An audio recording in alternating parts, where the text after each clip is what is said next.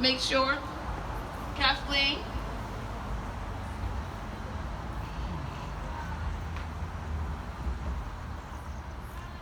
And we'll just, a line can start over here if you're interested.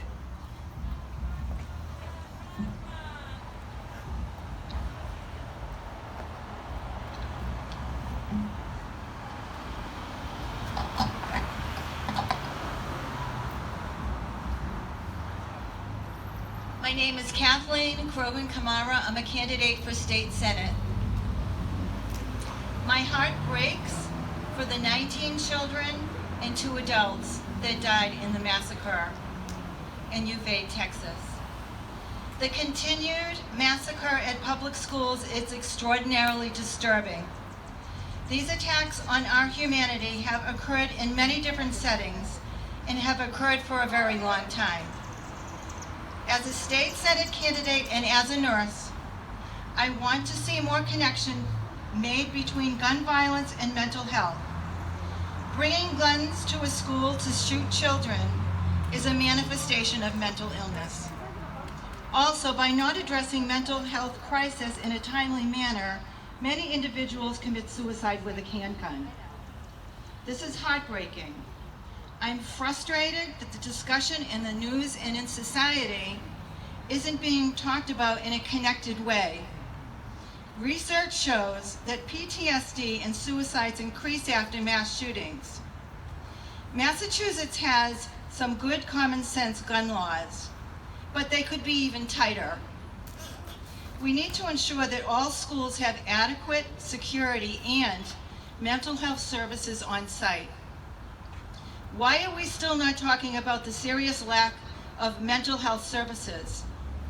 Why do we continue to hear stories about a shooting spree killing so many time and time again, and the individuals closest to the killer say they never had a history of mental illness? On closer examination, time and time again, we see behavior that would be considered questionable or was ignored, dismissed, or not addressed. Mental health practitioners are aware that denial and mental health are related.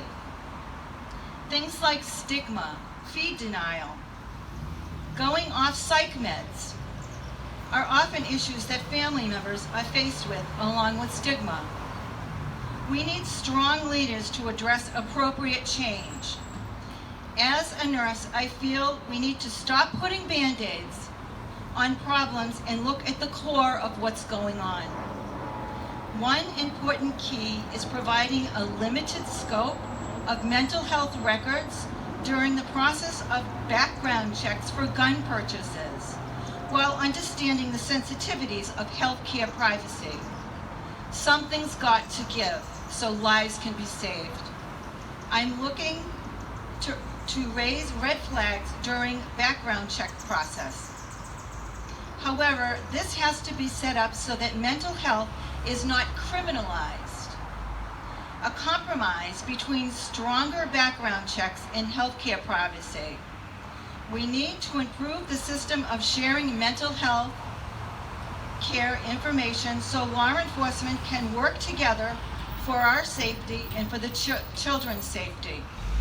We can do this if we work hard to create the right balance of information sharing. Of course, we saw an exacerbation of mental illness issues during the pandemic. COVID lockdowns shined a light on many issues that were horrendous even before the pandemic, like mental health, emergency rooms being jammed up for long wait times, turning people away due to a lack of psychiatric beds. During my canvassing, I actually talked to an individual who said that he had a brother who had a severe mental illness and they had to send him to another country in order to get psychiatric care because he couldn't get it in the United States. As a nurse, I believe we need leaders to address problems and stop putting Band-Aids on the problems that face our citizens. We bring priorities to state government. We show our priorities when we recognize problems. To me, politics is personal.